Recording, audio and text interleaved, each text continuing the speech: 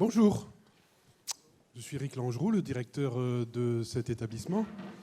Et toutes les équipes de cette École nationale supérieure d'architecture de Nantes, membres de Nantes Université, se joignent à moi pour vous accueillir, pour vous souhaiter la bienvenue. Je sais que beaucoup d'entre vous sont déjà d'ici et que d'autres viennent d'ailleurs.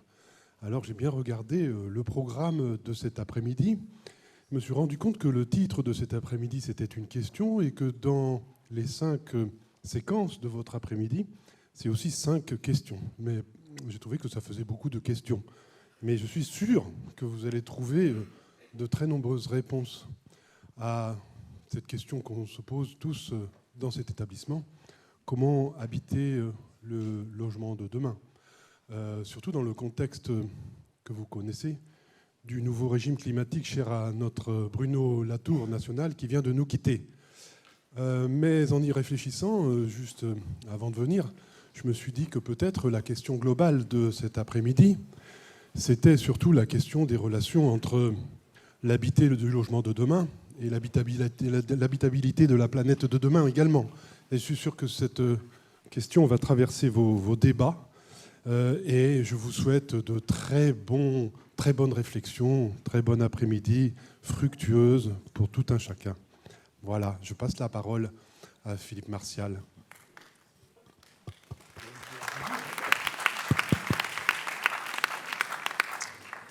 Bonjour à tous. Moi, je vais être encore plus bref qu'Éric. Je vais tout d'abord commencer par un remerciement général à tous les participants, y compris bien sûr à nos confrères, mais également aux étudiants, et notamment ceux de HMO que j'ai vus hier. Donc voilà, ils commencent peut-être à en avoir marre de nous voir apparaître, mais en tout cas, on est présents. Je veux véritablement remercier l'école d'architecture pour cet accueil sur le premier colloque sur la transition écologique qui est organisé par le Conseil de l'Ordre des architectes des Pays de la Loire et qui va être effectivement le premier d'une longue série.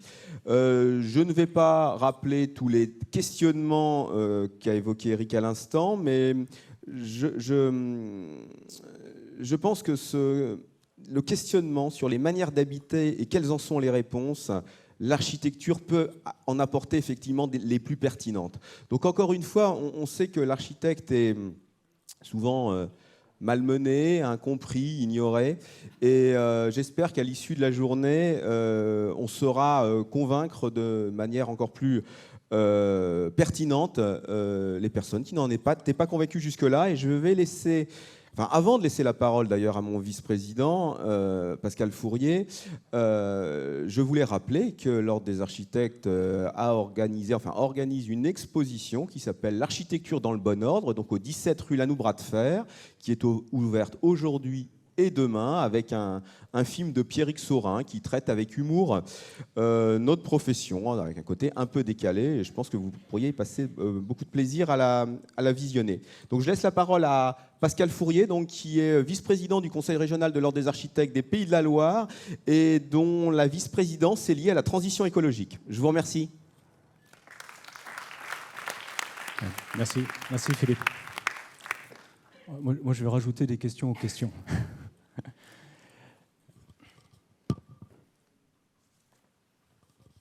Alors, bonjour à toutes, bonjour à tous. Dans le cadre des Journées nationales de l'architecture, il me revient le plaisir d'introduire le colloque intitulé « Face à la crise écologique, le logement de demain existe-t-il déjà ?» Le Conseil de l'Ordre a choisi d'aborder ici une question à la fois urgente et vertigineuse, à savoir la nécessaire adaptation de l'habité face aux chocs contre notre société de l'Anthropocène. Des chocs dont chacun, depuis l'été 2022, a pu mesurer les soubresauts tant climatiques qu'énergétiques. Ce prisme rejoint celui de Bruno Latour, qui nous interroge ou qui nous interrogeait en philosophe sur l'éventualité du maintien des conditions d'habitabilité du monde terrestre face à nos modèles de société que l'on oublierait d'infléchir pour X raisons. Ainsi, à défaut d'anticipation, habiter, se loger ou encore demeurer, pour reprendre les termes de Jacques Lucan, pourrait demain se réduire à un simple besoin vital, c'est-à-dire vivre protégé à l'intérieur d'une capsule ou encore d'un habitacle, plus ou moins élaboré selon ses moyens économiques. En somme, tous les traits d'une architecture de l'urgence, à la fois difficile pour la préservation de soi, comme pour l'interaction sociale. Une représentation du monde sur laquelle il nous est bien sûr impossible de se projeter collectivement pour faire société. Volontairement, j'ai utilisé ici le mot habitacle plutôt que logement, car son imaginaire renvoie à un abri ultime face à un avis de tempête généralisé. Une situation future décrite comme intenable pour la biosphère, mais sans possibilité d'accompagner Elon Musk sur Mars. Avec une ligne d'horizon de plus en plus explicite, sobrement évoquée par Emmanuel Macron comme la fin de l'abondance, de l'insouciance et des évidences, ou encore scientifiquement évaluée par le GIEC, le questionnement du débat se veut évidemment concret et même presque terre à terre. Face à cette crise écologique, aux multiples impacts, pour le moins climatiques, énergétiques, voire pandémiques, le débat interroge les solutions adaptatives pour nos modes d'habiter. À travers notre capacité de résilience, il sollicite notre inventivité. Promoteurs, architectes, urbanistes, paysagistes, énergéticiens, acteurs du numérique, aménageurs, comment anticipez-vous ce changement de paradigme? Sur quel curseur agir et avec quelle priorité pour un impact rapide et durable sur la santé habitante? Entre nature, numérique, décarbonation, usage et social, quelles sont les révolutions indispensables de notre espace de vie? Avant de laisser place aux échanges, je me permets d'exposer un constat, une évidence et une incertitude. Un constat tout d'abord, la Covid 2020 a servi de crash test sur le logement. Confiné, une majorité des habitants français a mesuré les limites de son espace domestique. Le logement s'est révélé à la fois petit, sombre, peu modulaire et déconnecté de l'extérieur. Ce manque de qualité d'usage, pointé dans le rapport Leclerc-Girometti révélateur, il stigmatise le logement comme produit spéculatif et son incapacité à s'ériger comme abri protecteur efficace face au choc. Une évidence, pour reprendre les propos de Sylvain Grisot et Christine Lecomte, le logement de demain existe déjà. 80% de la ville de 2050 est déjà là. Dans une société de la pénurie qui appelle à la sobriété, cet existant capitalise notre premier gisement de ressources. Sa préciosité dépasse évidemment sa valeur vénale, car il est un patrimoine à perpétuer, il est un legs fait aux générations futures et dont la rénovation massive et globale s'impose face au choc. Enfin, une incertitude politique. À travers son accessibilité, sa localisation et sa qualité, le logement est discriminant et ségrégatif. En France, 4 millions de personnes souffrent du mal logement ou d'absence de logement. Et demain, la crise sociale sera-t-elle le corollaire de la crise énergétique? La rénovation énergétique, massive et accélérée, est-elle la clé, la grande clé du droit au logement face au choc? Voilà, je vous remercie pour votre attention, je vous souhaite un bon débat, et à toi la main, mon cher Jean-Louis.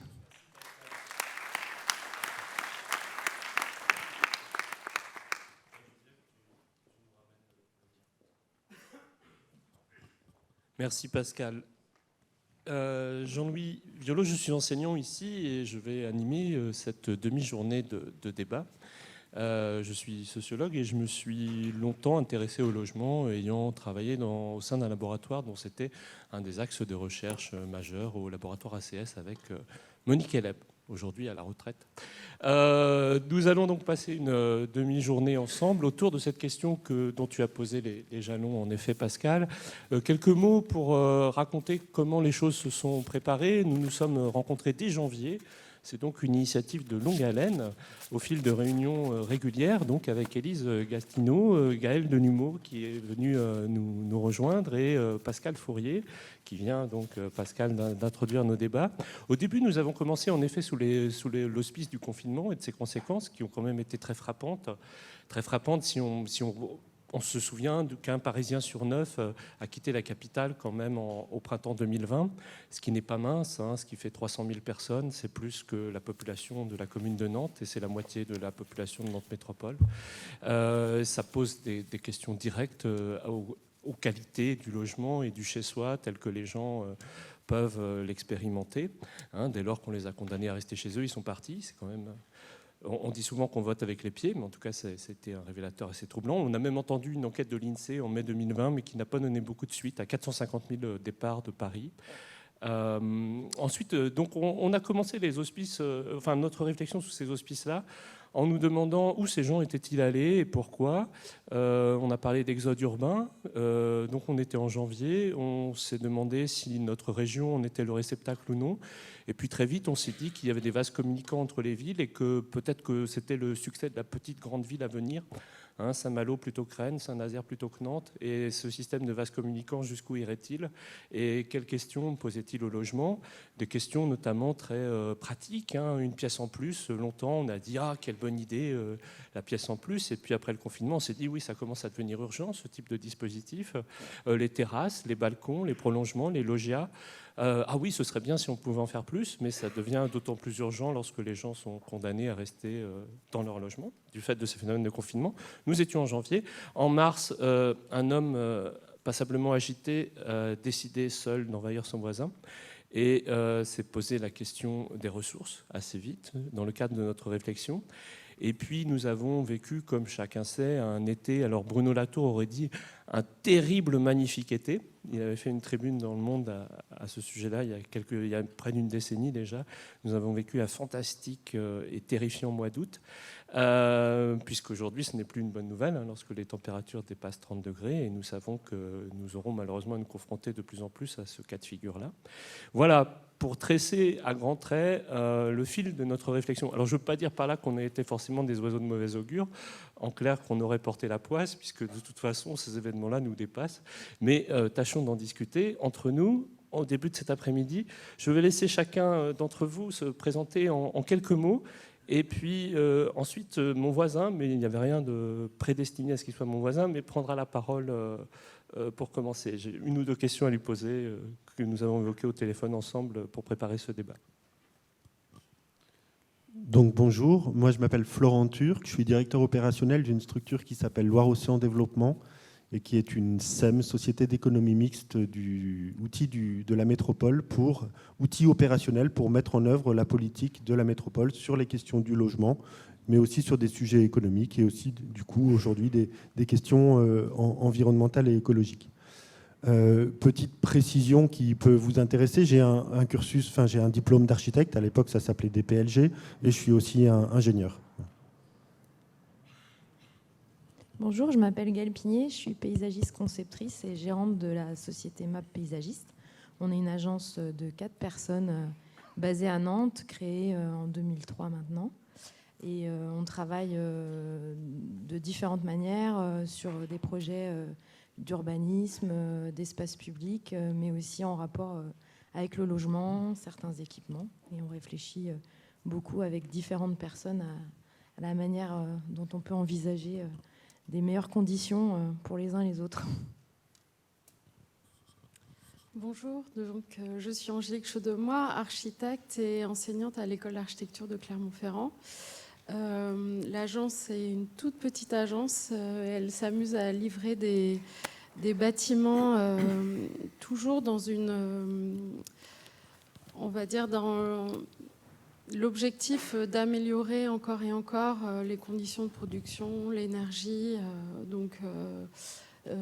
Jean-Louis Violot a rencontré une opération faite à Guérande qui s'appelle Étoile Noire, qui a été livrée déjà il y a 10 ans. Et là, on étudie actuellement un projet de 6 logements qui a été labellisé par le ministère du Logement et de la Culture dans le cadre d'un AMI engagé pour la qualité du logement de demain. Donc c'est toujours des petites opérations, mais avec beaucoup d'ambition et puis tant au niveau social qu'environnemental. Bonjour, donc moi je suis Patricia Laure, je suis DGA d'un groupe qui s'appelle Etika, qui décline la marque ADI notamment sur Nantes et sur l'Atlantique, donc promoteur immobilier. Donc notre groupe se développe sur les 3 régions administratives que sont la Bretagne, les Pays de la Loire et le Centre-Val de Loire, plus récemment le Centre-Val de Loire. On construit ou on livre chaque année environ 350 logements et une petite partie de bureaux également. Bonjour, donc Emmanuel François. Je fais partie du bureau de conseil Urban Practice qui a été créé il y a 6 ans pour accompagner la maîtrise d'ouvrage dans cette transition numérique des bâtiments et de la ville.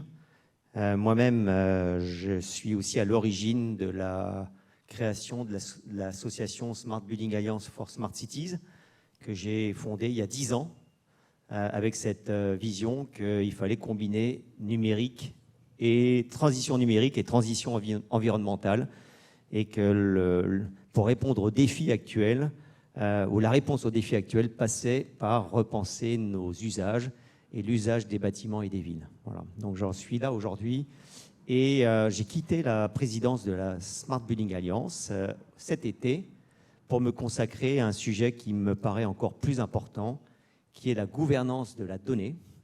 Et là, ça concerne bien le monde privé, mais aussi le monde, notre monde à nous, citoyens, car j'ai cette conviction que la gouvernance de la donnée est au cœur de la gouvernance de notre société. Bonjour, je suis Vincent Brère, président d'un bureau d'études Pouget Consultant. On fête nos 40 ans cette année. On est 70 collaborateurs basés sur Paris, Nantes et Rennes.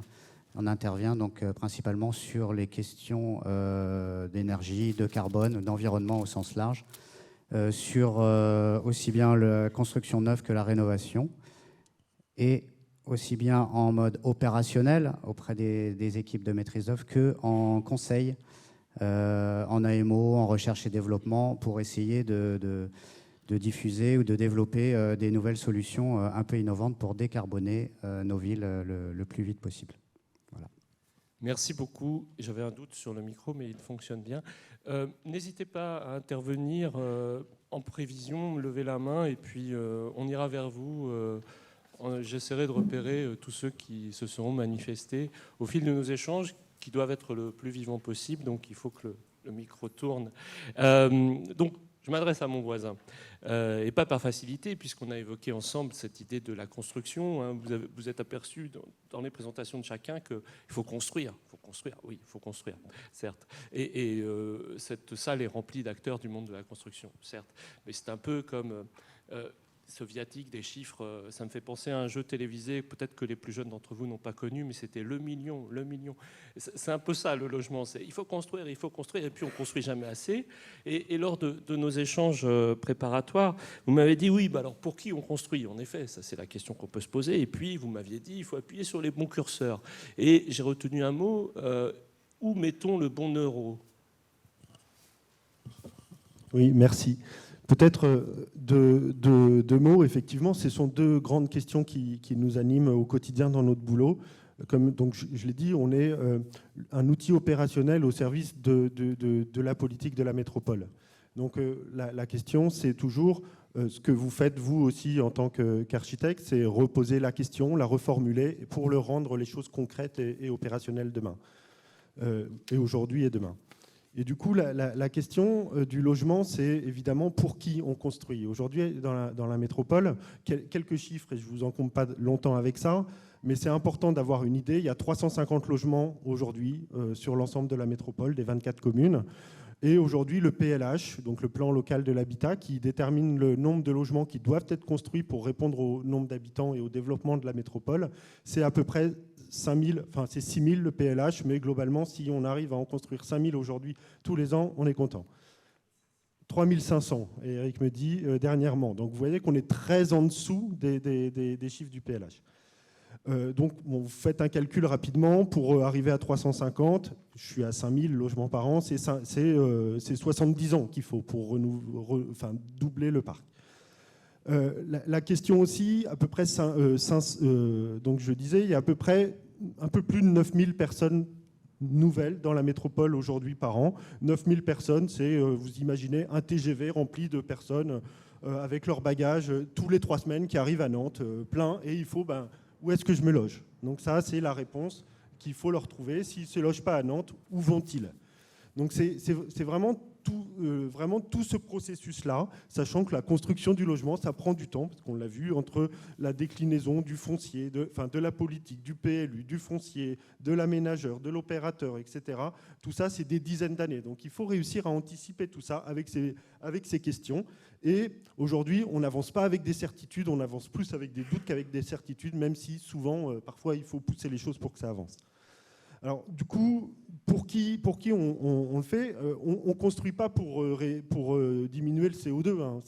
On construit pour répondre à une population. Et dans ce projet-là, il faut répondre aux enjeux, bien entendu, écologiques. Et puis, si on peut en profiter pour améliorer les choses pour tout le monde demain, c'est évidemment aussi un objectif.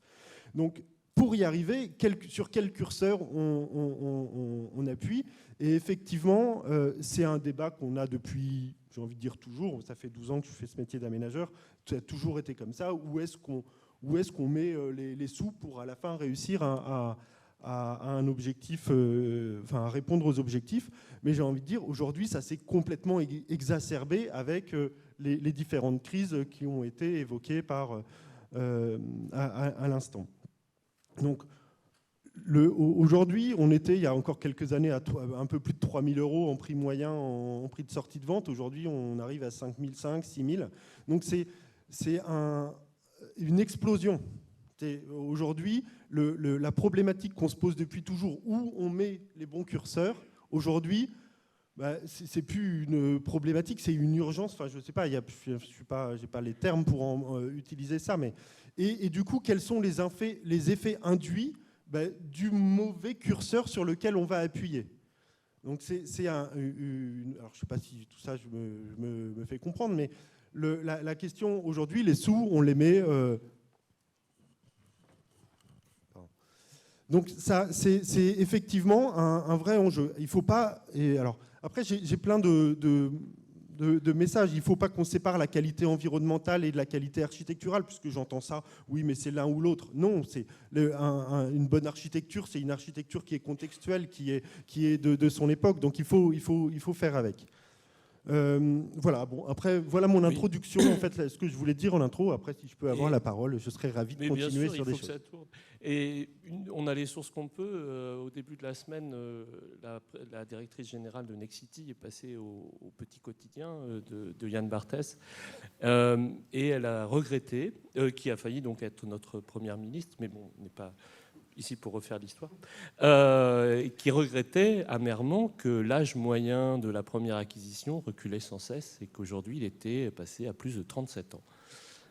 Et je pense que c'est une question qui se pose à tous les acteurs du monde de la construction autour de cette assemblée. Qui veut réagir à cette idée de l'accession, du prix? Il y a aussi un petit fantôme qui n'est pas apparu, enfin qui est apparu dans les mots d'introduction de Pascal, mais est l'existant. Parce que moi, il y a toujours quelque chose qui me frappe quand une crise du logement survient, et le logement sort rarement sans sa crise. C'est comme si la crise du logement était un instrument de gouvernance et qu'on était dans la théorie du choc à chaque fois. Bref, le logement sort rarement sans sa crise, et quand il y a une crise, c'est souvent l'ancien qui repart le premier dans les chiffres immobiliers. Alors c'est très troublant, on se dit, c'est comme si une voiture d'occasion était plus intéressante qu'une voiture neuve. C'est un peu la conversation qu'on a eue hier soir. Je ne sais pas si vous souhaitez y répondre. Le micro est à côté de vous, prenez-le. C'est celui qui est sur. On est malheureusement un peu pauvre dans l'école. On n'a que 2 micros mobiles. Désolé. Ok, ça marche bien aussi. Effectivement, et Pascal l'a répété aussi dans l'introduction, évidemment qu'il faut faire avec l'existant et s'appuyer fortement sur ce sujet. Donc j'engage aussi tous, autant que vous êtes, à vous intéresser à cette question-là. Et c'est évidemment un levier très important pour décarboner nos villes, notre environnement. On peut y retrouver des notions de confort aussi très intéressantes. Enfin, ce qu'on disait hier dans l'ancien, on retrouve des hauteurs sous plafond plus importantes. On a souvent aussi des surfaces vitrées très intéressantes, des emplacements évidemment un peu privilégiés. Donc, quelque part, il suffit, si j'ose dire, de remettre des euros au bon endroit, comme on a dit, et de retravailler sur les façades, pourquoi pas devenir pluguer des façades industrialisées pour travailler aussi en site occupé. C'est un des sujets, c'est est-ce qu'on peut travailler en site occupé ou profiter de la vacance des logements. Mais de plus en plus, ça va être en site occupé. Donc des nouvelles solutions qui permettent de décarboner ça. J'en pense à une autre aussi, c'est les surélévations. Il y a évidemment un foncier urbain qu'on peut regarder de plus près, c'est de reconstruire sur les toits. Dans ce cas-là, c'est ce qu'on a fait sur nos bureaux juste derrière, place François II, on en profite pour intégrer des énergies renouvelables, puisqu'on peut retravailler des boîtes, on va dire, sur les toits qui nous permettent de mettre des panneaux photovoltaïques et qui, au passage, donc, vont faire un peu d'autoconsommation. Pourquoi pas parler de la mobilité électrique des gens qui habitent en ville. Enfin, il y a tout un ensemble aussi qui est, à mon sens, aussi intéressant, finalement, que de tout concentrer nos efforts sur le logement neuf. Si je peux me permettre, je vais apporter un petit commentaire. Et je vous invite à prendre un peu de hauteur, parce qu'aujourd'hui, on a trop tendance à vouloir penser les problèmes et le monde de demain avec les lunettes d'aujourd'hui. Et en fait, c'est une erreur fondamentale. Et je vous invite, vous les jeunes, à vous poser les bonnes questions. Vous êtes en train de vivre une mutation de société. Moi, je l'appelle mutation de civilisation. Et cette civilisation, c'est la civilisation, alors je vais être très bref, la civilisation de l'écrit. L'écrit, c'est il y a 5000 ans, enfin à peu près. Voilà. Et je m'étais adressé à un historien. Je lui avais dit, si on est dans cette mutation de civilisation et que c'est la civilisation de l'écrit, parce que je pense qu'on est au fin du dogme de l'écrit. Je reviendrai dessus un jour. Mais je lui pose la question, c'est quoi l'origine de la ville? Et il me dit, l'origine de la ville, c'est l'invention de l'écriture. L'invention de l'écriture où l'homme a voulu asseoir son pouvoir politique et son pouvoir religieux. Et c'est pourquoi, effectivement, il est passé du mode nomade au mode sédentaire. Et donc, aujourd'hui, je vous pose la question, est-ce qu'on est encore dans un mode sédentaire? La réponse, je pense que vous l'avez. On est dans un mode qui est en train de se nomadiser. Avec le smartphone, notre société est en train de changer. Elle est en train de s'hybridifier. Les activités humaines changent totalement. Et on veut encore continuer de faire des bâtiments qui sont totalement inadaptés à nos nouveaux usages, à notre changement de société. La ville d'aujourd'hui n'est plus adaptée à ces changements de société, aux nouvelles activités humaines. On ne travaille plus pareil, on ne loge plus pareil, on n'enseigne plus pareil. On ne va pas continuer de faire des campus, méga-campus d'enseignement, des méga-hôpitaux. On voit bien qu'aujourd'hui, on peut avoir des campus numériques, on peut avoir de l'e-santé, on peut avoir de l'e-culture.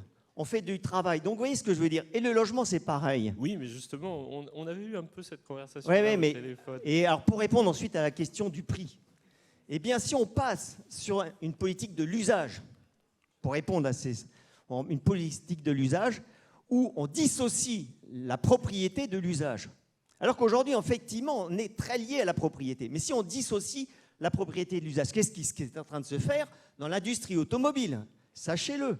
Et l'industrie de la mobilité, encore plus. Le bâtiment, il va suivre cette industrie. C'est juste sûr.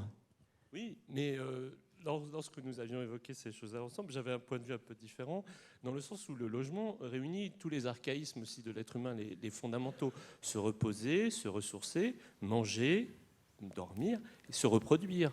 Oui, et oui. Ce sont des formes d'archaïsme qui nous traversent tous. Oui. Et en plus... La mort et la reproduction, la transmission. Pourquoi? En effet, ce n'est pas un calcul rationnel que d'être propriétaire de son logement. Je suis bien d'accord avec vous. Mais pourquoi les Français veulent-ils tous être propriétaires de leur logement? Est-ce qu'ils sont fous? Non. C'est parce qu'ils ont peur de la mort et c'est la transmission qui est en jeu dans cet acte de propriété. Oui, mais là, justement, là encore, je pense qu'il faut qu'on se repose les bonnes questions. À 8 milliards d'habitants, cette notion de propriété et de transmission de la propriété n'est plus possible. C'est tout. C'est une réponse. C'est plus possible. Si on était 1 milliard d'habitants, oui, mais à 8 milliards, il y a un problème de ressources. Donc sinon, c'est des inégalités. Et les inégalités, on sait où ça mène. ça mène à des guerres, à des conflits. Donc en fait, c'est pour ça qu'il faut vraiment se poser ces bonnes questions. Et aujourd'hui, mais juste, et je finis là-dessus, je voudrais introduire la notion de commun et d'économie des communs. C'est vrai que ça a meublé l'histoire, il y a même eu la révolution bolchevique, elle était un peu autour de ça. Mais je pense qu'aujourd'hui, on a les outils pour aller vers cette économie des communs. Et on voit, alors plutôt dans les pays du Nord, on voit de plus en plus des bâtiments où il y a des espaces partagés, des espaces privatifs, et on ne raisonne plus à l'échelle d'un bâtiment, mais à l'échelle d'un quartier, avec justement le partage d'espace, mais à l'échelle d'un quartier. Et ensuite, pour finir, c'est dissocier le foncier du bâti, parce que là aussi, il y a un vrai sujet. Si on est dans l'économie d'usage, on peut très bien rentrer dans ce nouveau modèle. Oui, et ça, c'était plutôt une tendance gauchisante des années 70 qui avait posé cette question. Et je me souviens d'une tribune de Max Kérien, l'ancien directeur de l'architecture d'André Malraux, qui ensuite était militant au PSU dans les années 70, et qui avait publié une tribune où il disait qu'il était tellement idiot que l'homme souhaite posséder un morceau de la croûte terrestre jusqu'au noyau de la terre, et que ce statut de la propriété foncière était stupide. Bon, c'était un demi-siècle et ça n'a qu'à changer, ça a même empiré, si je vous ai bien entendu. Donc, ces questions-là, je pense qu'elles remuent des choses qui sont enfouies en chacun de nous, au-delà même de nos affiliations politiques. Oui, tout à fait. Alors, je ne sais pas si, en tant que promoteur, vous pensez à tout ça quand vous lancez une opération. Oui, alors, oui, on essaie évidemment de penser à tout ça, sachant que ce qu'il faut peut-être dire aussi, c'est que nos civilisations, ce qui n'est pas le cas par exemple aux États-Unis ou dans d'autres régions du monde, je pense qu'on a un rapport à l'habitat qui est très patrimonial, c'est ce que vous disiez, l'habitat, l'usage de l'habitat, le partage, les nouveaux modes d'habiter aujourd'hui, on les ouvre aux nouvelles générations. On a un peu de mal à les ouvrir aux générations plus anciennes, dont je fais partie, parce qu'effectivement, il y a un rapport à la propriété qui est rassurante. Qui n'est pas si irrationnel, si encore une fois, on rappelle qu'après chaque crise, c'est l'ancien qui repart avant le neuf. Mais bon. Alors après, si on veut... je m'inscris sur certaines petites choses en faux quand même dans ce que vous avez dit, parce que je pense qu'aujourd'hui, tous les gens qui fabriquent le logement en partant du politique, qui définit la politique générale, en passant par les aménageurs, les promoteurs, les architectes, bien évidemment, je pense qu'on a tous aujourd'hui en tête de répondre aux évolutions du moment. Moi, j'aime bien raconter cette petite anecdote parce qu'en 2019, on a réuni nos collaborateurs dans une journée de réflexion. Donc, je vous rappelle que 2019, c'était avant le Covid. Et on leur a dit, écoutez, on a envie de vous faire travailler sur quelle thématique vous aimeriez travailler pour améliorer notre manière de faire du logement. Et en fait, les 3 thématiques qui sont sorties, c'est le logement sain et durable, ce que nous, on avait appelé Végétal Plus, globalement, donc encore plus de biodiversité dans nos logements, et puis tout ce qui concernait l'usage. Et rien sur la surface? Alors, non, parce que... alors, je vais revenir avec votre question, mais je voulais juste finir sur ce que je voulais dire. Donc ça veut bien dire que ça, c'était avant le Covid, et donc ça veut dire que les promoteurs que nous sommes, on est quand même tous très attentifs à concevoir des logements qui sont tout à fait en attente par rapport aux évolutions sociétales que l'on vit. Alors rien sur la surface des logements, non, parce que effectivement, ça a été le Covid a été quand même un révélateur. Mais ce que je voulais surtout dire par rapport à ça, c'est que nous, ça fait très longtemps, d'ailleurs ça me fait souvent sourire quand certains de nos confrères font de la pub à la télé en disant à la pub, pas qu'à la télé, mais enfin en disant on fait des logements avec des prolongements extérieurs. Nous, je crois qu'il n'y a pas... je vous mets au défi de trouver un logement ADI sans prolongement extérieur. Ça nous paraît tellement évident qu'on n'en parle même pas parce que c'est dans l'ADN de ce qu'on doit construire. Donc tout ce qui était prolongement extérieur... Est-ce que parfois vous devez convaincre des architectes de mettre des balcons sur leur façade? Oh non, en général j'en connais certains dans la salle avec lesquels on travaille qui pourraient, je pense, assez bien témoigner. Non, bien au contraire, Bon, les architectes sont exactement comme nous, ils ont envie de faire des beaux logements. C'est vrai que la plus grande des difficultés qu'on a aujourd'hui, et notamment sur le sujet de la pièce en plus, c'est que les uns et les autres, vous l'avez dit, le coût de fabrication des logements est devenu très élevé. Et aujourd'hui, on est à la limite de la solvabilité de nos clients. Donc il faut être intelligent pour essayer de effectivement partager des espaces en plus, partager des jardins collectifs. On travaille sur une opération où on mutualise aussi les stationnements, c'est-à-dire que chacun n'est pas propriétaire de sa place de parking, mais on est dans une logique de droit d'usage. Donc c'est ce que vous disiez un petit peu dans les nouveaux schémas juridiques, pour faire en sorte que demain, effectivement, peut-être quand on aura moins besoin de sa voiture, il faut l'espérer, la place qu'on a pour faire des parkings, demain, ça pourra être une crèche, un équipement public, des bureaux, un espace de coworking, enfin que sais-je encore. Donc je pense que c'est aussi dans ces réflexions-là qu'il faut aller. Alors je ne démordrai jamais de la surface pour ma part, et ayant fait quelques enquêtes auprès d'habitants. La première réponse sur qu'est-ce que vous souhaiteriez dans votre logement, c'est plus d'espace. C'est en général la première réponse qui arrive. Parce qu'il est très rare, par ailleurs, que quelqu'un déprécie totalement son logement. Parce que son logement, c'est sa vie, donc c'est sa personne qu'il déprécierait, il ou elle déprécierait. Et donc, ce serait le signe d'une dépression à venir. Mais en général, la réponse la plus triviale, c'est j'aimerais bien une pièce en plus, j'aimerais bien des mètres carrés en plus. Et quand on regarde la hausse tendancielle, elle est manifeste pour la maison individuelle. Depuis 30 ans que je m'intéresse à ces questions, elle a toujours augmenté un petit peu, et celle des appartements dans le collectif, la taille moyenne a toujours baissé un petit peu. Il y a quand même, à la fin, on commence à avoir un écart du simple au double en taille moyenne de logement. Alors, vous avez raison, mais alors, nous, il y a aussi un sujet sur lequel on est extrêmement attentif, et vous êtes architecte, et vraiment soyez attentif à ça, c'est la qualité du plan des logements. On s'aperçoit souvent que alors, la surface fait, bien sûr, on peut tous comprendre que la surface est importante, mais la manière dont sont organisés les espaces à surface comparable fait qu'on ne vit pas du tout de la même manière dans un logement et dans un autre. C'est vrai, la distribution et le fameux sentiment d'espace auquel nous essayons de former nos architectes à l'école, mais le sentiment d'espace, c'est un peu faute de mieux, quoi. Mais bon, c'est mon opinion. Votre voisin veut intervenir, donc les architectes, justement... Je me permets de donner 2 chiffres. L'un, c'est... est-ce que vous savez que sur le Grand Paris, 50% des logements sont soit inoccupés, soit occupés à temps partiel ou occupés que par une personne. 50%. Voilà, ça c'est le premier sujet. Deuxième, à 30 ans, un Français à peu près 20 mètres carrés. Jusqu'à 40-45 ans, c'est 40, enfin jusqu'à 60 ans plutôt, jusqu'à 60 ans, c'est 40 mètres carrés. Et au-delà de 60 ans, c'est 60 mètres carrés. Est-ce que c'est normal? Vous voyez?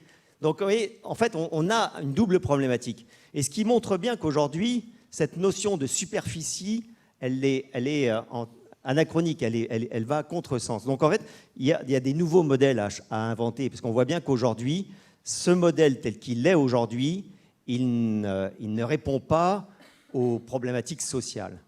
Et enfin, je pose une question à l'Assemblée que j'ai posée l'année dernière au Havre, aux universités que j'organise chaque année. Quel est le maillon de référence pour l'être humain, enfin le maillon social? Est-ce que c'est la famille? Est-ce que c'est l'individu? Est-ce que c'est la tribu?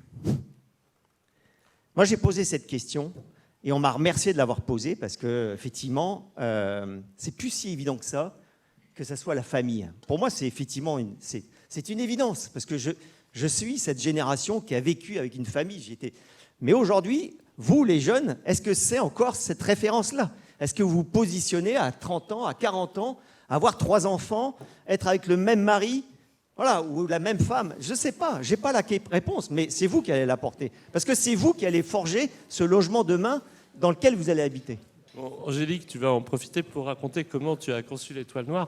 Mais juste pour relancer sur votre remarque, la famille et les individus à l'intérieur de la famille, parce qu'il y a aussi une notion d'idéorythmie. C'est-à-dire que chacun a besoin de se ressourcer à un moment donné, de s'isoler, et puis d'aller vers les autres. Le problème, c'est que ce n'est pas tous aux mêmes heures de la journée. Et qu'il y a des rythmes aussi à l'intérieur même des familles ou des communautés qu'il faut savoir ménager. Et que malheureusement, dans la distribution, dans des tentatives audacieuses, eh bien, s'il y a des enfants qui jouent au football sur l'espace collectif partagé le long d'un appartement où un des conjoints travaille la nuit, ça peut être un peu pénible, les espaces partagés. Mais Angélique, je te laisse raconter comment tu as conçu l'Étoile Noire, qui est un peu sur ce modèle-là. Hein. Enfin, non, tu vas me dire. L'Étoile Noire, il a été conçu, il s'est basé sur cette notion de risque, en fait, de prendre le risque, de proposer, d'aller chercher des objectifs qui n'étaient pas ceux de la construction du logement qui était basé sur une RT 2005 qui était archaïque.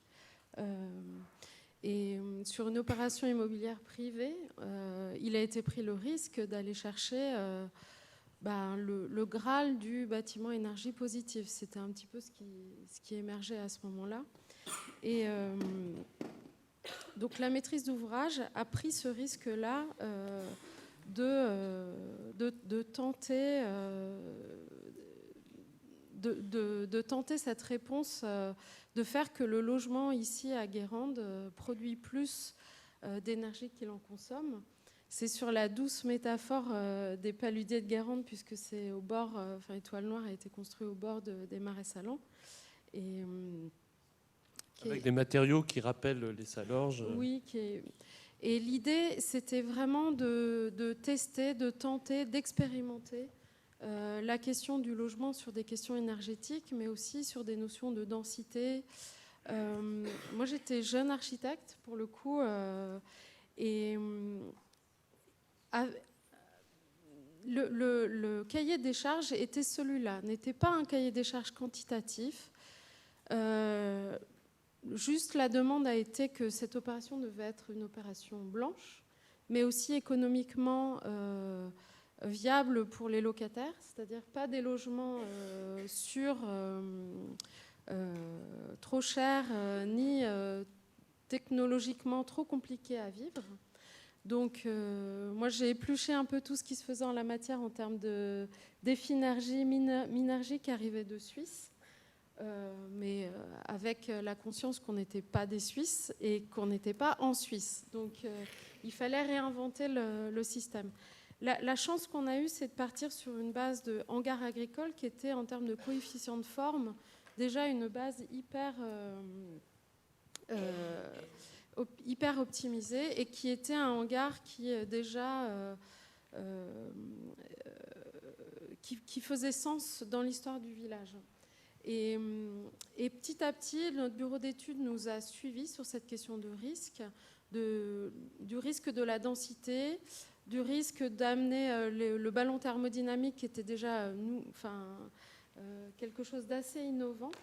Et au bout de 10 ans, on s'aperçoit que c'est effectivement un bâtiment énergie positive, que on a fait le pari de l'individualisation des systèmes, c'est-à-dire on part sur un poêle à bois et un ballon thermodynamique. Aujourd'hui, les T4 dépensent 70 € de chauffage par an. Et tout ça en ayant la possibilité d'ouvrir des fenêtres. On n'a pas fait ni de puits canadien, parce qu'on n'est pas au Canada, ni de puits arlésien, parce qu'on n'est pas en Provence. Et sur le montage, tu étais à la limite du groupé partagé ou... À la limite du... C'était une procédure qui s'apparentait à l'habitat groupé partagé. Non, comment ça s'est passé ? C'est une opération immobilière, avec une maîtrise d'ouvrage totalement non professionnelle. Et l'idée a été aussi de proposer, de faire le pari du commun, c'est-à-dire d'avoir un petit local, un petit T2 qui était partageable, et puis de minimiser les espaces extérieurs et d'offrir un potager partagé. on est parti vraiment sur des clichés. Mais vraiment... Cocher toutes les cases, tu veux dire. Ah, mais là, on cochait toutes les cases. Mais alors, pourquoi est-ce que tu vas essayer de refaire la même, mais en mieux, enfin, dans le cadre de l'IB? Parce que j'ai l'arrogance de penser qu'on a tapé juste, en fin de compte. Vraiment, sur... L'idée, c'est que aujourd'hui, avec la crise de l'énergie, on sait très bien ce qu'il en est. L'idée, c'était de ne pas mettre de gaz, d'être vraiment sur... Alors, il y a un hic, c'est qu'on est sur des poêles à pellets. Donc, voilà. On ne peut pas tout prévoir. Comment ? On ne peut pas tout prévoir. On ne peut pas tout prévoir. Mais le bureau d'études, le scénario qui nous avait le plus optimisé financièrement, c'était du tout électrique. Et pour des questions vraiment éthiques, on avait envie que les locataires voient l'énergie brûler, voient l'énergie, l'argent qu'ils mettent à se chauffer brûler quelque part.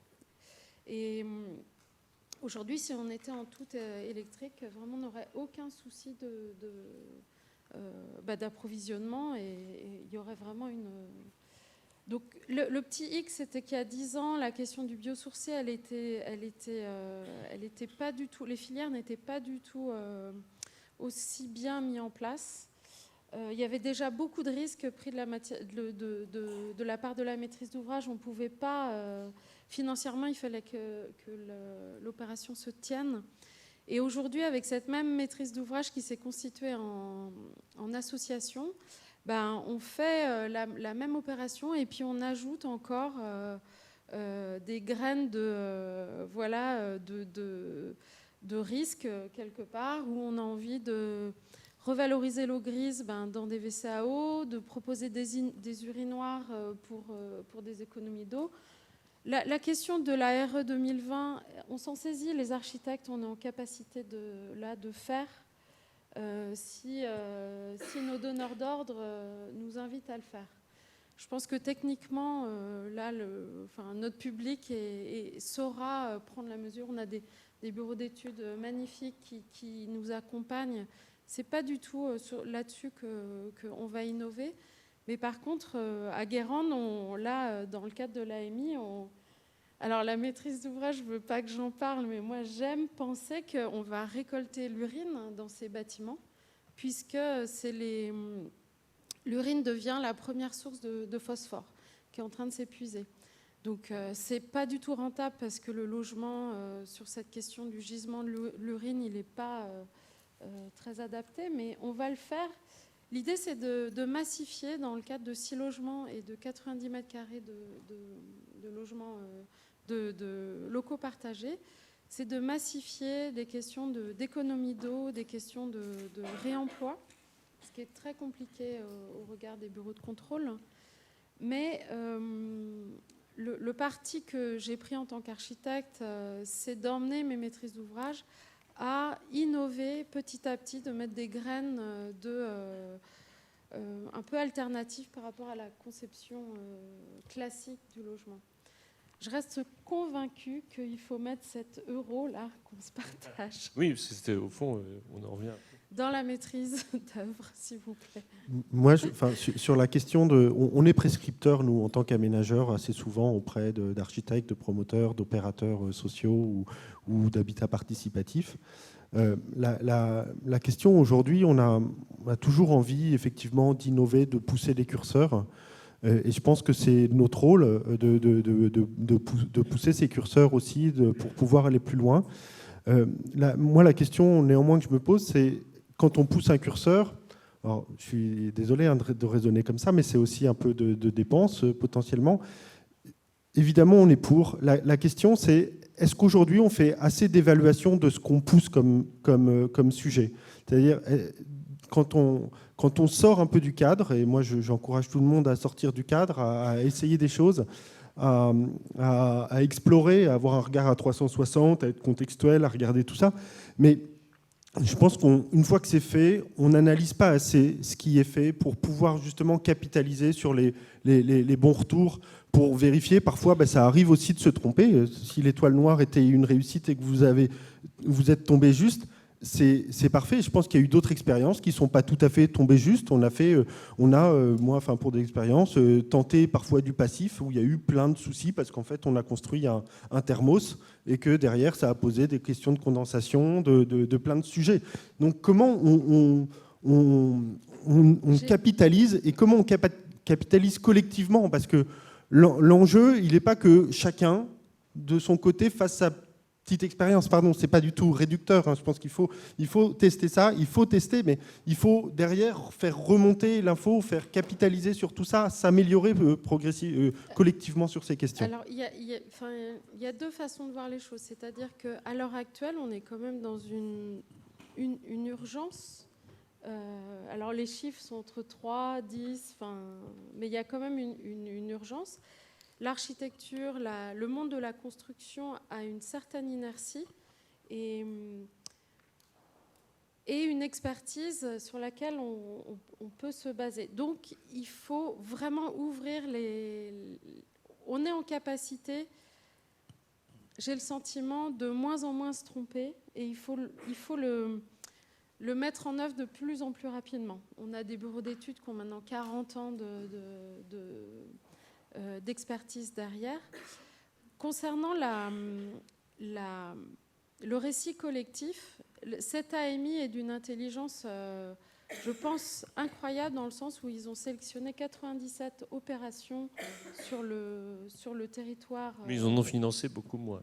Comment ? Ils en ont financé beaucoup moins. Ils en ont sélectionné 97 pour en financer une quinzaine, si ma mémoire est bonne. Exact, une vingtaine, ouais. Malgré tout, il y a quand même un observatoire qui a été mis en place sur ces opérations qui sont alternatives, soit d'un point de vue de gouvernance, d'un point de vue d'échelle, il y a des questions d'innovation. Ça vraiment, il balaye. Tu te sens soutenu ? J'étais ce matin avec eux au téléphone. Et ce projet-là d'AMI va vraiment va valoriser ces opérations, va les entre guillemets, les faire se fédérer pour qu'au cœur du ministère de la Culture et du Logement, ça fasse expertise et puis que ça puisse changer les lois en cours. C'est en tout cas le but. Ce qui est juste intéressant aussi et qui est important de le noter, cette AMI promeut aussi la qualité architecturale, que ce soit des qualités d'usage ou des qualités. Moi, ce qui me tient à cœur, c'est d'écriture. Ce n'est pas on ne doit pas des réponses techniques, on ne doit pas seulement des réponses financières, techniques. On doit aussi, sur la question du récit, la question de l'usage, qu'est-ce que les futurs, qu'est-ce qu'on écrit, comment on écrit le territoire, comment on fabrique la ville. C'est des questions qui sont foncièrement fondamentales. Oui, bien sûr. Souvent, c'est une affaire de critères mesurables, la production du logement, alors que le logement, c'est aussi une distribution, une qualité d'espace, un visage particulier. Oui, et ces choses-là, c'est la valeur. Et on a plutôt privilégié la quantité à la valeur au sens large. Et pour ça, j'aimerais vous présenter Étoile Noire dans un autre, peut-être par un autre spectre, qui est celui de l'architecture, de l'écriture dans le territoire, du lien à son milieu, qui sont aussi des choses qui sont primordiales. Et ça, en tant qu'architecte, on doit se saisir de tous ces sujets-là. On est formé à ça. Il y a une réaction juste à côté de toi, Susan. Je voulais plutôt aller dans votre sens, puisque nous-mêmes, on avait répondu, grâce à LOD, à un appel à manifestation d'intérêt qui avait été lancé par l'ADIF Bois. Donc, c'est une association qui promeut la construction bois. Et donc, on y avait répondu sur un projet à Bagatelle, sur Saint-Herblain.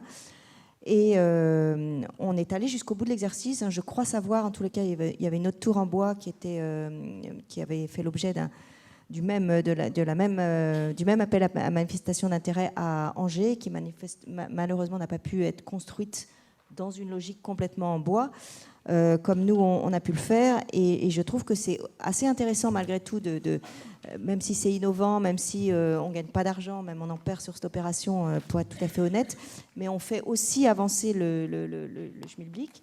Et j'ai demandé à ma collaboratrice en charge de ce dossier de nous faire un espèce de retour d'expérience, parce qu'on l'a énormément fait visiter, mais on ne peut pas faire visiter les opérations à tout le monde.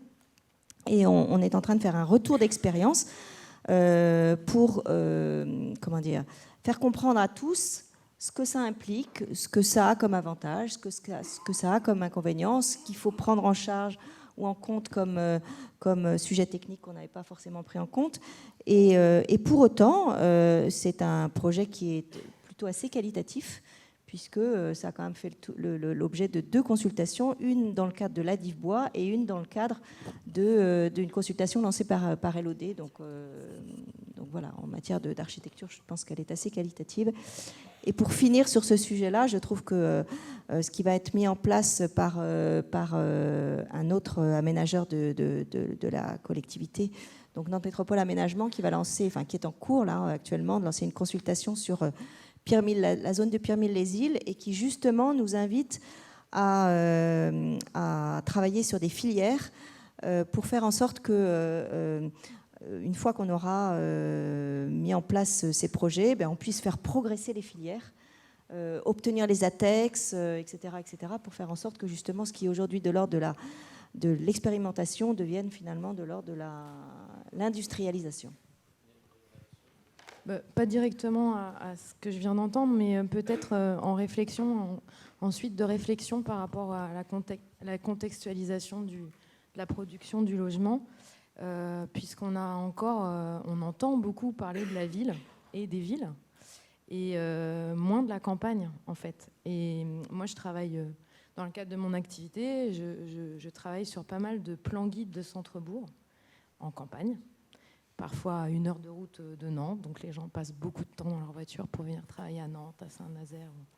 C'est un peu leur vie, et effectivement ils reviennent chez eux parfois dans leur petite maison pavillonnaire, mais peut-être aussi dans le centre-bourg, c'est moins fréquent finalement. Et on a des centres-bourgs qui petit à petit se vident, et on fait des études de centre-bourg pour un peu identifier les dents creuses, les gisements, l'état des logements ou des constructions qui sont parfois très intéressantes au niveau de ce qu'elles présentent comme architecture, la qualité des matériaux, mais des choses qui se dégradent de plus en plus quand même aussi, avec du coup un enjeu, c'est une question un peu collective que je pose là, mais sur le fait de pouvoir repérer ces lieux, de se dire les villages sont de plus en plus convaincus, parce qu'il y a de plus en plus de gens qui habitent dans les villages qui habitaient en ville avant, donc qui ont changé aussi de mode de vie et de vision du village, où il y a un attrait pour le patrimoine et le fait de se retourner sur son propre patrimoine micro-urbain en se disant tiens, on pourrait reconstruire nos villages sur nos villages. Il y a des vrais enjeux de densification. On ne peut plus continuer à s'étaler. Il n'y a plus de place pour faire des lotissements. Ça y est, les jardins sont peut-être très grands à la place d'Anthropoline. Peut-être que plus tard, mon fonds de parcelle, je le vendrai et je ferai une autre opération. Mais la question sur le logement existant et du coup l'ancien, ça me fait rebondir sur l'ancien, comment on le rénove dans un village et comment on vient compléter une dent creuse dans un village par à la fois de la rénovation, une opération sur mesure en venant créer un petit collectif ou une autre façon d'habiter dans le centre-bourg pour venir vieillir dans le centre-bourg. C'est des questions aujourd'hui qui sont, à mon avis, très actuelles. Il y a quelques personnes quand les architectes ont l'occasion d'y réfléchir, ça peut donner des opérations vraiment très réussies parce qu'il y a un vrai boulot de contexte à faire. On a un voisinage, on a des volumétries, des matérialités à respecter, et je trouve que c'est tout le temps très riche. Mais aujourd'hui, en fait, les villages et les élus avec qui je travaille ne trouvent pas la chaîne de production de logements pour se faire aider et pour aller réinvestir ces lieux-là. Et je pense qu'en fait, il y a une question qui n'est pas simplement dans l'aura urbaine, mais qui est bien aussi celle des campagnes, puisque aujourd'hui, je ne crois pas justement qu'on soit dans un siècle qui va nous emmener dans l'ultra-mobilité, mais bien au contraire, la sédentarité et pas forcément par choix. Donc, on n'aura plus d'essence à mettre dans sa voiture. Il n'y a toujours pas de train pour aller de Blain à Nantes. Je ne sais pas en fait si finalement l'avenir, c'est pas de rester dans son village et de pouvoir y vieillir et peut-être d'imaginer d'autres façons de vivre. Et je sais qu'aujourd'hui, ces petites communes-là sont désemparées et ne trouvent pas forcément la chaîne de production de logements derrière. Je partageais brièvement une expérience personnelle. J'habite à Saint-André-des-Eaux, qui est passé de 900 habitants à 7500 en l'espace de 25 ans. J'habite entre le tabac et la boulangerie. Et lorsque nous avons souhaité aller à Guérande, c'est-à-dire pas dans un lotissement, une maison mitoyenne et un jardin, qu'on appelle ça un jardin de curé, un petit jardin, c'est invendable. Personne n'en a envie. Il fallait que ce soit des acquéreurs au départ comme notre profil pour être séduit par ce type de maison à Saint-André-des-Eaux, qui est sans doute une des communes qui compte le plus de lotissements au prorata de son parc construit. Et résultat, à chaque élection municipale, je dirais trivialement, ça scissionne à droite. C'est-à-dire que l'équipe municipale en place, qu'elle soit de droite ou de gauche, embraye sur les logiques de la communauté d'agglo, de la Carène, qui sont tout à fait vertueuses et qui vont dans le sens que vous décrivez. Et puis ça scissionne à droite à l'élection suivante. Anti-logement social, parce que toutes ces formes, elles sont associées à des financements et à des populations et à des stigmatisations. Et je pense qu'on n'est pas sorti de l'auberge. Mais bon. Oui, je voulais rebondir un peu sur l'expérience de madame et refaire un peu le parallèle entre la fabrique des logements et les réglementations thermiques ou environnementales maintenant. Enfin, je pense qu'il faut dissocier un peu les sujets et effectivement des opérations comme l'étoile noire. Il y en a de temps en temps, indépendamment de la réglementation thermique. La réglementation thermique, c'est une voiture balai qui fait en sorte que tout le monde ait un minimum de normes. Le point commun de toutes ces opérations, c'est en général que le bon sens, ça veut dire qu'on réduit les besoins, on a une performance de l'enveloppe qui est importante, parce que c'est bien isolé, c'est avec pas ou peu de pont thermique, parce que c'est bien orienté avec des bonnes surfaces vitrées, et puis parce que derrière, on met des systèmes assez simples que les gens s'approprient. Et ça, on pourrait remouliner tout ce type d'opération avec les différentes réglementations. Je pense qu'on se rendrait compte qu'elle est toujours performante et elle est peut-être même RE 2030. Parce qu'on applique la bonne recette, du bon sens. Et donc après, les thermiciens, ils sauront toujours vous faire passer, trouver le petit curseur pour faire qu'on respecte une RE 2020, 25, etc. J'ai aussi une partie de la branche sur laquelle je vis. Mais c'est comme ça. Le travail ensemble de la conception, c'est ça, c'est qu'on s'écoute et on essaye de remettre du bon sens à chaque fois qu'on produit un logement avec, dans cet ordre-là. Le plan masse, la compacité, l'enveloppe, les surfaces vitrées et des choses simples. Et juste, je rebondis, je ne suis pas sûr de reavoir la parole après, mais attention à ce qu'on ne décale pas finalement nos consommations du chauffage vers du rafraîchissement. On voit bien qu'on a fait plein d'efforts et aujourd'hui le chauffage chez Peanuts, oui, avec 50 € par an, on peut se chauffer. Eh bien, attention dans notre conception du futur de ne pas créer des besoins de froid. Évidemment, on s'est rendu compte que le climat changeait. Eh bien, il est temps de l'anticiper. Il est temps d'essayer d'éviter qu'on ait des systèmes de rafraîchissement à mettre en place dans les années prochaines. Donc là aussi, du bon sens par rapport aux occultations, principalement. Sujet majeur de l'architecture ingénieure, s'occulter par l'extérieur. Juste une consultation gratuite avant que votre voisin n'enchaîne. Voilà, j'ai un logement locatif privé à Paris. Je lis le journal ce matin, Le Monde, il est indiqué que 2/3 du parc locatif privé est classé en E, F ou G, c'est-à-dire non louable. Je veux continuer à louer mon appart. Comment je fais? Parce que c'est énorme. Vous enfreignez la loi. Oui. Non, mais là, je veux dire, ce que vous décrivez, c'est la construction vertueuse du nouveau. Par ailleurs, on a bien dit dans l'enchaînement de nos idées que ce qui comptait, c'était l'existant et qu'il fallait prendre en charge tout ce stock qui existe, etc. Et puis ce matin, je vois que la plupart des logements dans une ville classée, patrimoine, avec tout un tas de périmètres, etc., comment je fais? Qu'est-ce que vous préconisez? Un syndic vient vous voir, un syndic d'immeuble, qu'est-ce que vous lui préconisez? Il y a d'abord il y a les deux sujets en parallèle. Encore une fois, il y a le bâti, il y a l'enveloppe. Donc, qu'est-ce qu'on peut faire avec ce bâtiment existant? De quelle année il est? Comment il est construit? Est-ce que c'est du béton, de la pierre, du pisé, j'en sais rien. Enfin, en général, c'est des vieux immeubles de faubourg avec des planchers en latis. Voilà, ou l'haussmannien. Bon, bah, avec des fissures. Effectivement, même juste avant qu'on fait Haussmann, parce que les autres, ils sont plutôt, ils sont pas en locatif privé, ils sont en propriété. Donc le bâti, c'est compliqué. Même si on a rénové dans Paris, par exemple, des immeubles haussmanniens par l'intérieur, il y a un peu de boulot, mais il y a des solutions pour aussi, avec des isolants minces, isoler des logements classés par l'intérieur. Et après, on essaye de rationaliser les systèmes. Alors les classes d'énergie, aujourd'hui, elles sont pénalisées par le gaz. Donc ça veut dire que si c'est compliqué de travailler sur l'enveloppe, une façon de décarboner l'étiquette DPE en moins, c'est de changer de vecteur énergétique.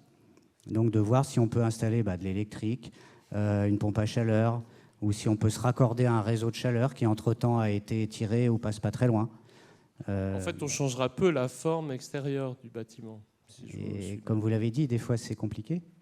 On va jouer dans les détails ou dans le confort après pour assurer un peu une meilleure qualité d'air aussi, par exemple. Votre voisin brûle. Donc, je vais essayer de faire un lien avec ce qui s'est dit et je rebondis aussi d'abord sur ce qui avait été dit par Angélique. Mais tout à l'heure, je vous ai parlé de mutation de civilisation. Qu'est-ce qui se passe quand il y a une nouvelle civilisation? Dites-le moi. Ça dépend aussi. C'est consécutif. Non, mais ce qui se passe souvent, vous voyez, les premières choses, quand une civilisation rentre sur une autre civilisation, qu'est-ce qu'elle fait? Elle détruit la ville. Elle reconstruit la ville. Parce qu'en fait, la ville, c'est le reflet d'une civilisation. Souvent. Et je tiens à insister là-dessus, excusez-moi, mais nos bâtiments ne sont plus adaptés, ou peu adaptés aux usages. Et quand je dis les bâtiments, c'est les villes aussi. Donc en fait, effectivement, la réponse à la question là, elle est, mais on est désolé, c'est des passoires thermiques, c'est des problèmes, mais de toute façon, ces bâtiments ne sont plus adaptés. Donc vous rasez le centre de Paris. Il y a de la... Clairement, le message que je dirais à tous les maires, tous les messages que je dis moi régulièrement, dès que je vois un maire d'une ville de plus de 100 000 habitants, je lui dis, la première chose que vous devez faire, c'est construire une usine de construction hors site, parce que vous avez un chantier énorme sur les 30 prochaines années, qui est de la déconstruction. Comment vous allez reconstruire la ville sur la ville? Parce que, quelque part, on y va. Mais c'est surtout, je rebondis sur ce qui a été dit avant, sur effectivement, ce que disait Angélique, sur la ruralité. Parce que, si vous voulez, beaucoup de gens disent, on va vers des populations mondiales qui représenteront 80%, qui vivront en 80% dans des villes. Ça, c'est ce qu'on dit. Mais ce n'est pas une fatalité. L'homme n'est pas fait pour vivre dans des villes uniquement. Et donc, voilà. Oui, mais justement, à l'heure du numérique, on doit se repenser complètement l'aménagement des territoires, en s'appuyant notamment sur l'hybridation de nos activités humaines. Comme je vous le disais, on aura toujours des campus, on aura une école d'architecture, mais on peut très bien avoir aussi de l'enseignement à distance. On peut avoir, voilà, vous voyez, donc. Mais ce que je voulais dire, mais je pense que c'est important. Moi, j'ai une règle dans ma tête, c'est la règle des 4 km, 40 km. Mais c'est la règle, quand vous faites du vélo et que vous promenez en ville, dans la campagne en France ou en Europe, c'est immuable. Je suis allé en Allemagne il y a peu de temps, et je voyais les villes, c'est toutes les 4 km, vous avez un village. Oui, c'est vrai, voilà. C'est beaucoup plus en maillé. France, ça a un peu disparu, mais ça existe encore. La théorie des lieux centraux de Kristaller, c'est les 7 lieux, c'est la théorie des 7 lieux. Donc, absolument. Voilà. Mais alors, vous êtes un déçu du confinement. Comment? Vous êtes un déçu du confinement, je m'explique. Si on considère qu'une crise fait, en général, qu'accélérer des tendances déjà à l'œuvre, plutôt qu'un choc, et souvent, est un support de nouvelles gouvernances en accentuant, en poussant à bout des logiques qui étaient déjà perceptibles dans la société. On a eu une grave crise, un confinement, et si je me souviens bien, un écrivain, Michel Houellebecq, dès le mois de juin, a dit « il n'y aura pas de monde d'après ». Et en effet, il n'y a pas eu de monde d'après. Donc, vous êtes un déçu du confinement. Non, parce que je suis assez optimiste, mais je vous donne deux schémas qui sont, une fois de plus, pour les jeunes ici. Tout à l'heure, vous avez parlé d'énergie et d'eau. Je pense qu'effectivement, il faut repenser les réseaux d'eau et les réseaux d'énergie à l'échelle des territoires. Et je suis sûr que dans les 5 prochaines années, ça sera un sujet dont tout le monde va parler. c'est-à-dire 2 réseaux d'énergie, courant alternatif et maintenant courant continu. J'ai contribué à créer une chaire à La Roche-sur-Yon sur le courant continu. Il y aura une conférence fin novembre, je crois que c'est le 22 novembre, ici à Nantes, sur ce sujet-là. Pourquoi? Parce qu'en fait, l'énergie électrique, enfin la ville de demain, elle est électrique. Et la plupart des équipements fonctionnent en courant continu. Pourquoi je vous parle de ça? C'est que c'est 15% d'économie d'énergie et 15% d'empreinte carbone des équipements. Les véhicules seront des batteries. C'est en courant continu. Les panneaux photovoltaïques, c'est du courant continu. Mais ce n'est pas à l'échelle du bâtiment qu'il faut réfléchir, c'est à l'échelle du quartier. Et pareil sur l'eau. On a eu des problèmes d'eau cet été, mais ça fait longtemps que j'en parle de ça. Et on va être obligé d'avoir 2 réseaux d'eau. On ne peut pas avoir 80% de l'eau potable qui arrive chez nous, qui est pour des usages qui sont pas pour de l'eau potable. Ce n'est pas possible. L'empreinte carbone est énorme. Il y a 20% de fuite d'eau dans la ville, 40% en monde rural. Ça ne peut pas marcher. Donc il faut effectivement aller vers des réseaux d'eau locaux. Et c'est pour ça que j'aime bien l'approche d'Angélique, parce qu'effectivement, il faut aller vers cette autonomie, mais cette autonomie, elle doit être à l'échelle d'un quartier. Il faut repenser, souvenez-vous-en, le puits artésien ou le lavoir de la ville du XXIe siècle. C'est-à-dire que c'est important pour des raisons économiques, des raisons de vie et des raisons de cohésion sociale. Moi, je crois que votre discours va plaire aux architectes parce que vous pensez que le changement social peut s'obtenir par la technique. Et moi, comme je suis sociologue, je suis un peu dubitatif, mais c'est pas grave, c'est pas moi qu'il faut convaincre, c'est plutôt...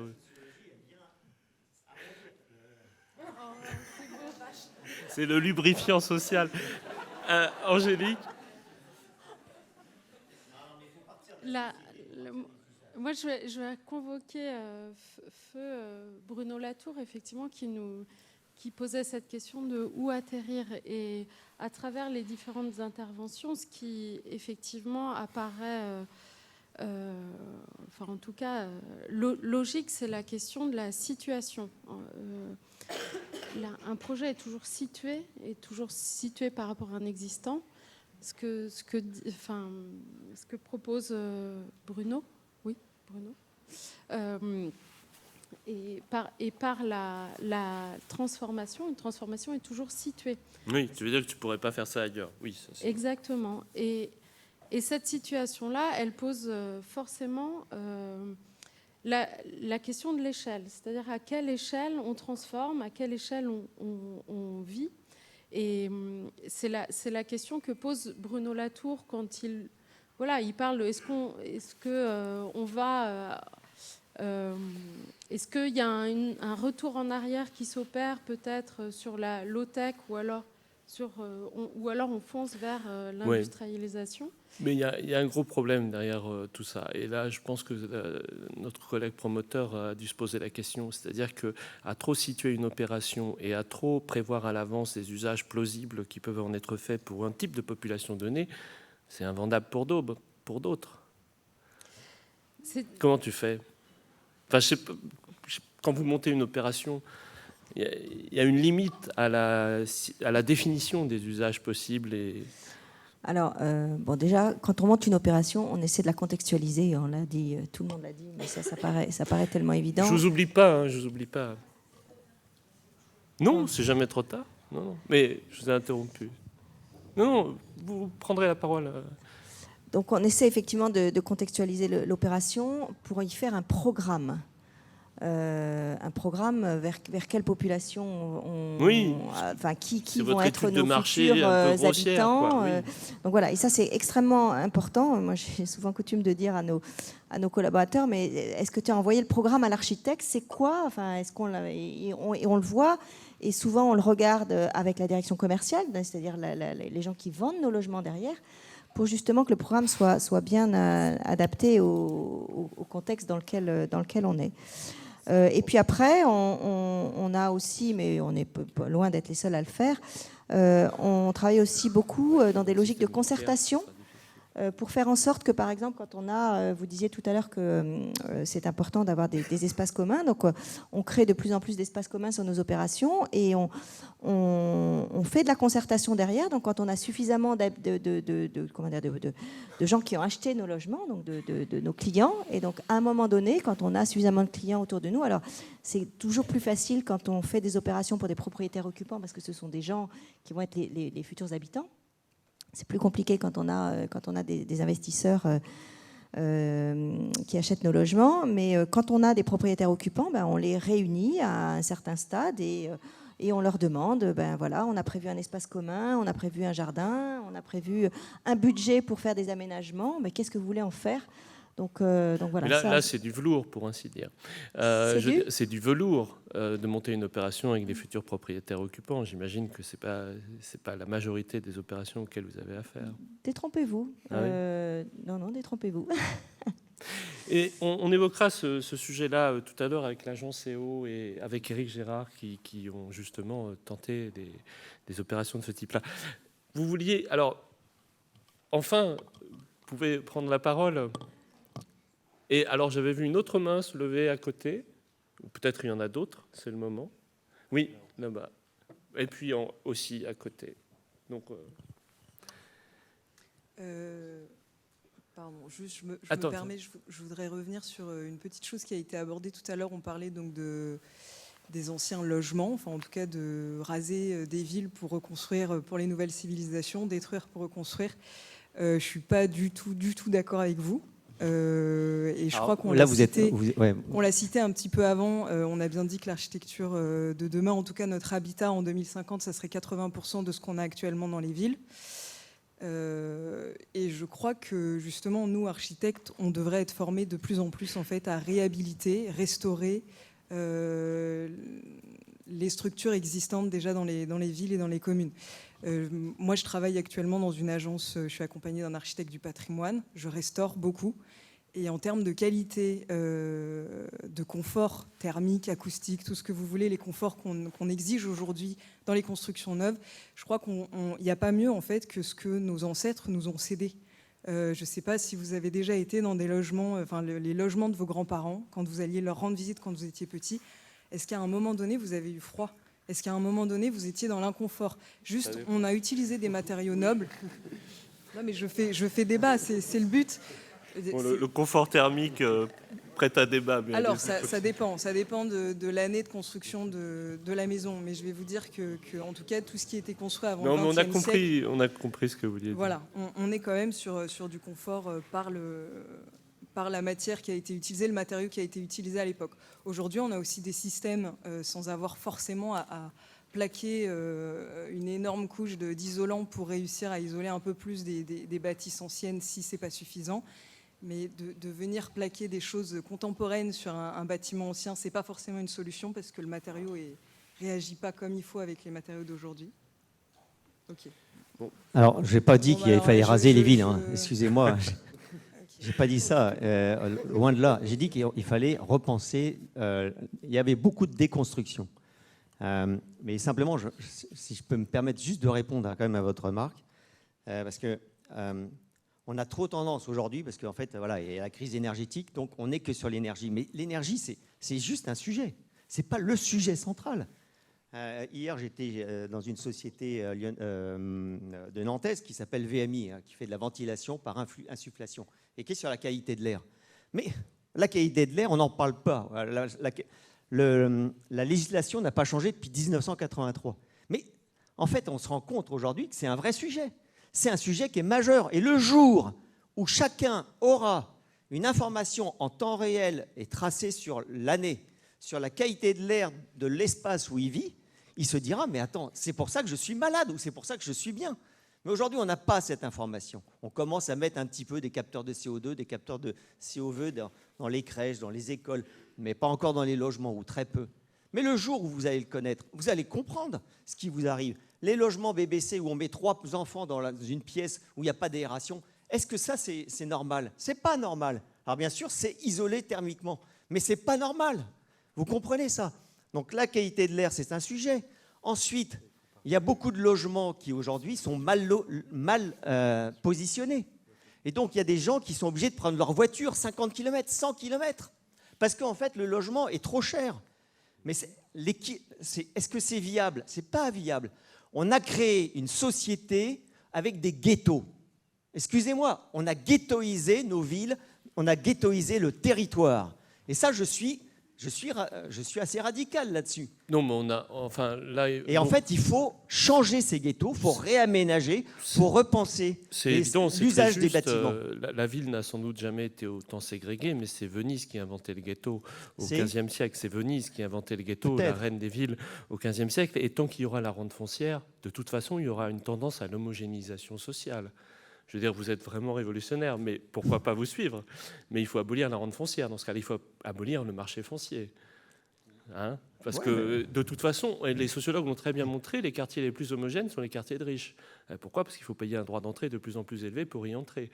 Et les quartiers pauvres sont plus mixtes que les quartiers riches. Je veux dire, bon, voilà, c'est quelque chose qui est établi depuis longtemps. C'est un peu... Mais pourquoi pas? Allons-y. Pourquoi pas? Mais bon, c'est vrai que c'est pas la conclusion, mais moi, je peux vous donner ma conclusion. Comme ça, mais c'est une conviction aussi personnelle, hein, c'est qu'on ne répondra pas aux enjeux actuels, énergétiques, environnementaux ou sociétaux, si on reste avec un seul référentiel, qui est l'argent. Ce n'est pas possible. Ça, c'est vrai. Voilà. C'est vrai. Et donc, il faut d'autres référentiels, comme le taux de CO2, comme la consommation d'eau, comme la consommation énergétique, comme le bien-être, comme voilà. Et à partir du moment où on entre de nouveaux référentiels, et qu'on sait les évaluer, les valoriser, les pondérer, eh bien là, effectivement, ça va changer fondamentalement la façon de concevoir des bâtiments, parce qu'on va les tracer, et on va dire que ce bâtiment, effectivement, il a telle valeur en termes de consommation d'eau. Et ça fait consensus, il y a des applaudissements qui naissent et émergent ici ou là, mais moi j'ai pensé en avril 2020, mi-avril à peu près, que peut-être ça allait arriver. Au mois de juin, je n'y croyais plus. Pascal, tu voulais... Ouais. Globalement, je suis plutôt en phase avec Emmanuel.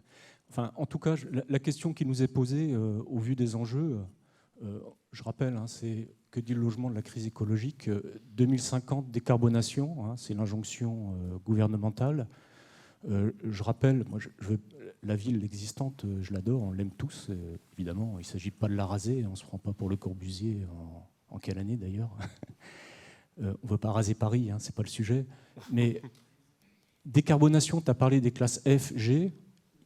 Il y a en France 35 millions de logements, dont 27 millions de logements à passer à un niveau BBC pour rejoindre cette fameuse neutralité carbone. Je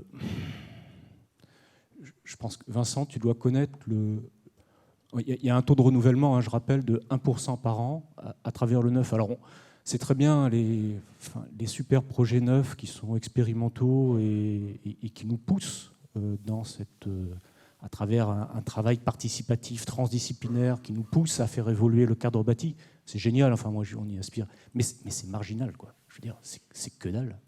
C'est que dalle. Oui, c'est que dalle. Le sujet, c'est comment on habite demain, comment, au vu des pénuries de ressources, on continue à habiter dans un existant déjà en place. Avec quel outil on joue? Je veux dire, solliciter les datas, ça ne me paraît pas idiot. Solliciter le numérique dans ce qu'il a de valorisant, c'est même super. Mais on a eu plutôt le plaidoyer pour le col roulé. Oui, on peut, même si on baisse à 16 degrés, ça ne suffira pas. Ceux qui arrivent sont moins numérisés. Juste 2-3 chiffres pour compléter. Oui, Vincent, parce qu'il y a comme une opacité aujourd'hui sur le taux de renouvellement énergétique des bâtiments existants en France.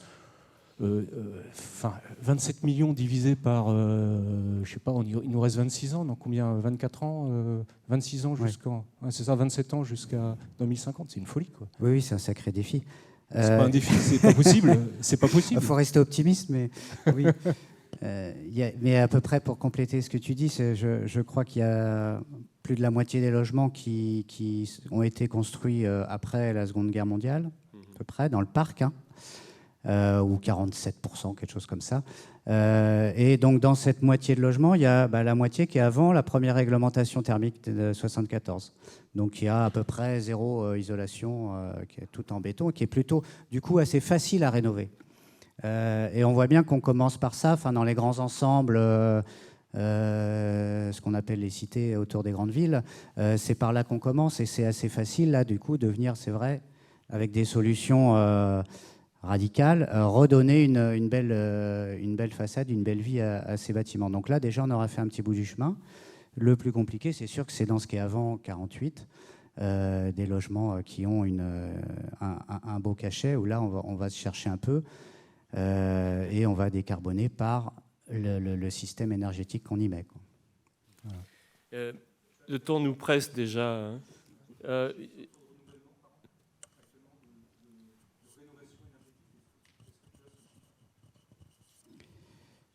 Non, pas comme ça. Je ne vois pas... Bon, en fait, il y a du stock, si j'ai bien compris, et du travail. Il y avait une question là-haut, avant que nous ne soyons contraints de clore nos débats. Allez-y, allez-y. C'était pas une question, mais c'est rapidement 2-3 observations sur les thèmes que vous avez abordés. Notamment, tout à l'heure, il y avait la question de la surface. Vous disiez qu'est-ce que les gens veulent. Et donc la question de nomade ou pas nomade, en fait, moi, ça me faisait penser la surface. Les gens veulent pas forcément. Enfin, qu'est-ce que ce nouveau monde justement de demain qui se dessine et les usages qu'on va suivre, nous architectes, qu'on va pas forcément inventer d'ailleurs, mais qu'on va suivre. Et du coup, cette surface en plus, c'est plutôt une surface peut-être de commun. Et c'est pour ça peut-être qu'elle est à la campagne. Donc il n'y a pas forcément de conflit, enfin voilà. Et ensuite la question du nomade, c'était très intéressant de dire on peut être nomade, mais peut-être sur l'activité, sur l'enseignement, sur le travail, avec le télétravail évidemment, mais avec je sais pas moi les hôtels ou la mobilité, mais c'est peut-être une question de métropole et de travail, alors que le logement lui va être le contraire du nomadisme. Donc tout ça, ça se rejoint finalement. Tout le monde se focalise sur une partie, mais c'est un ensemble qui se dessine, quoi. Et après, je voyais une question qui est difficile, c'est qu'il faudrait que l'architecture et la promotion ne soient pas descendantes, c'est-à-dire qu'on arrive et qu'on dit on vous a mis une salle de ping-pong, donc vous allez faire du ping-pong, ça va être super, vous allez voir. Et du coup, c'est vrai que vous disiez c'est l'idéal quand on a les occupants qui travaillent avec nous, mais du coup, c'est en ça que la société, il faut aussi qu'elle se transforme. Comment est-ce que toute personne devient occupant et du coup, là, c'est pas la société, c'est la promotion du logement. C'est la promotion du logement, mais c'est l'action citoyenne. C'est comme la politique, ça ne s'arrête pas à voter. Il faut vivre sa citoyenneté au niveau du local. Et c'est tout un truc. Donc l'architecture, elle ne doit pas se faire entre architectes et promoteurs. Non, mais tant que le système bancaire est ce qu'il est, ça ne peut pas bouger. Mais bon, c'est la banque qui... Oui, mais je vous apprends rien autour de cette table. Disons qu'on peut inciter. Voilà, moi je connais différents projets. Il y en a qui sont à l'initiative d'habitants qui cherchent les architectes pour faire leur espace commun, y poser leur tiny house ou faire des apparts et tout ça. Et il y en a qui sont à l'initiative d'architectes qui font des espaces communs et qui cherchent ensuite des gens pour y loger. Enfin voilà, ça peut être. Mais je pense qu'on va évoquer ces questions-là dans le prochain débat. Mais ça va rejoindre vos suggestions. S'il n'y a pas d'autres questions, je vous propose de clore nos débats, puisque nous avons déjà dépassé le temps imparti, et de tout de suite changer et d'appeler nos deux interlocuteurs suivants.